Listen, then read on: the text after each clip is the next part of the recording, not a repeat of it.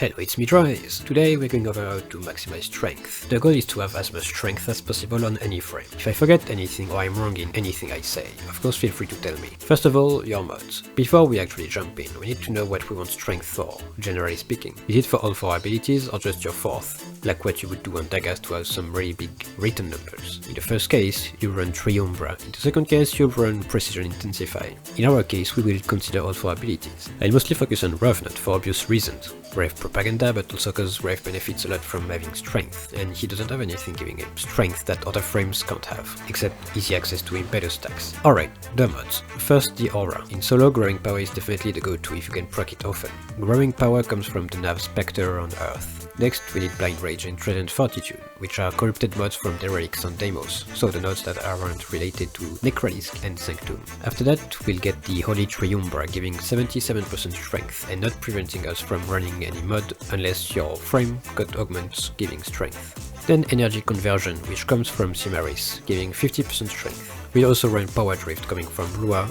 If you don't have Triumbra, like if you think Archon Intensify will be good enough, you can run Coaction Drift too, for a bit more strength. Power Drift gives 15% strength, and Coaction Drift increases your aura power by 15%. They both come from puzzle rooms on Lua. Now we'll use Amar's Hatred, which comes from Narmer Bounties on Orbalis and Plains of Eidolons, which gives 15% strength. And last, Ogre Secrets, which comes from Silas Bounties, but also any kind of Thumper, and Recon Commander, which gives 24% strength. For the Arcanes, we'll go Molt Augmented and Arcane Impetus. Impetus is debatable, that will depend on your frame. Revenant can easily cover all 13 base elements, in Steel Path at least, and Void, if he's Client. Even all 15 of them on Elara Jupiter, getting 90% strength, though not Golari, it's very clunky to get the last 2. If your frame has summons, you can run Camisado. If you have a lot of HP, Bellicose works wonderfully too. If searching any of these isn't worth it, then Mold Vigor is great. Technically, the best 2 would be Impetus and Bellicose, so if you can run both, go ahead. They all come from Acolytes or 1999. Next, the shards. Of course, 5 Forged Crimson Shard for 15% strength. For the subsume, I went with Empower for the 50% strength. Now, with Death, we have 728% strength. Well, if you can't run Impetus and Bellicose, you'll have a bit less, but it's okay. If you're lucky, you can also have a 200% strength Invigoration, which means you reach 928% strength. Now, for non-Warframe sources. For primaries, you can run a kit gun with Pax Bolt, giving 30% strength, which you can get from Fortuna, Rootswood if I remember correctly. For your secondary, you should run Grimoire with Bomb Invocation, giving 60% strength. You get it from Mirror Defense on Sanctum and Atomica, Rotation C, or from the market. The rest of its build doesn't really matter, you can use it as a primer. You can also run kit guns with Pax Bolt, which isn't as good, but it's still okay. For your melee, I don't think you can do anything, so run anything you like. I take Filecore cause it's busted. For your companion, Terega with Arc Coil, Astral Bond, and Manifold Bond. Well, what you can do is you run the primary kit gun with some elements, Grimoire with Vom Invoke and some other elements, then your melee with some more elements you don't cover yet, kinda like if you were doing Profit Taker, and then your companion can cover the rest. It looks like Void status can't be procced on Warframe and operators, so Mesmuskin and Rave might not work for this. Though with Terega, Arc Coil, Manifold Bond, Astral Bond, and you not being host, you can apply Void on any Warframe. Keep in mind this priming talk is just if you run Impetus with Mesmuskin or Rave specifically. If you don't have Impetus and one of the 2 abilities, you can ignore all this priming talk. And just one primary kit gun with anything as long as you got Pax Bolt, Grimoire with Vom Invoke, and the melee and companion are free slots. Now, for your focus school, you have the choice between Zenrake for 20% strength from Arden Westspring or Mad Drive for 40% strength from Sling Strength. Parazon, yep, it can help too, with Power Drain. You get it from Spies in Railjack, it's a nice 50% strength. The game mode you choose will also help.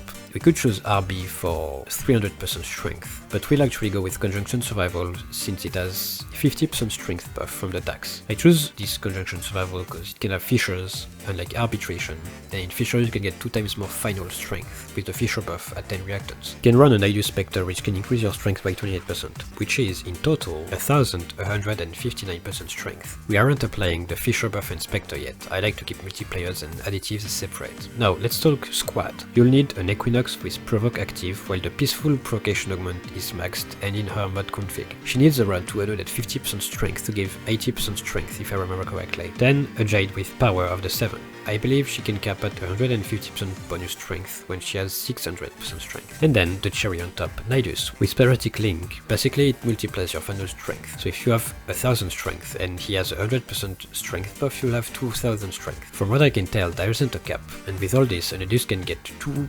1000% strength, meaning he would increase your strength by 5 times. Also, let's not forget about the auras. The best combo would be power donation on Equinox and Jade, since their strength buff is capped, and growing power on both Nidus and the buffed one, meaning you would get 110% strength on you and Nidus, which means we have 1499% strength. And if you multiply this by 5 from Nidus, you get 7495% strength. Then you multiply this by 1.28 for the Spectre to get 9593.6% strength. Now, if we apply the Fisher buff, you get 2 times more strength, so it becomes 19,187.2% strength. If Nidus gets the Fisher buff too, you would get 2 times more strength, so 38,374.4% strength. You can't have 2 paratic links, but the effect lingers, so apparently you can get the Spectre's buff, break the link, and then make the allied Nidus use his link, and boom. I've also been told Jade and Equinox can affect the Spectre's buff. I'm not sure though. Also, I didn't take Nidus at its highest strength at all. In this setup, you'd surely have a lot more strength on Nidus. If you're doing this to have as many Mesmer stacks as possible, for example on Revenant,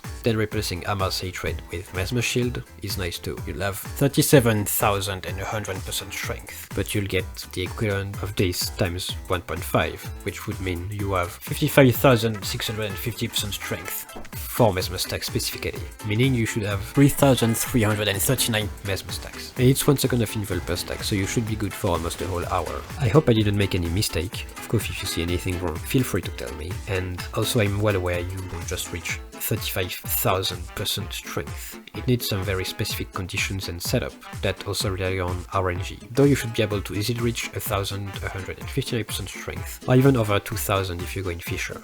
You just need the investment. Thank you for watching. Now you're strong. Remember to have fun. Adios.